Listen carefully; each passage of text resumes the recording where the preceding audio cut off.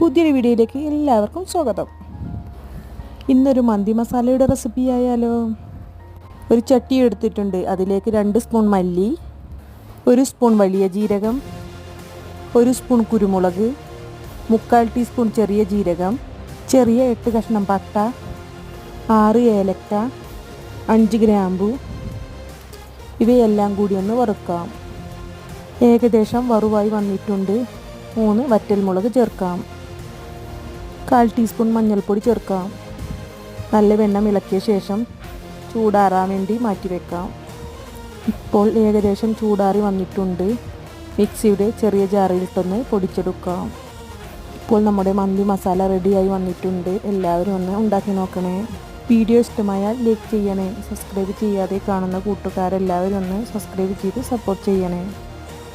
പുതിയൊരു വീഡിയോയുമായി വീണ്ടും കാണാം.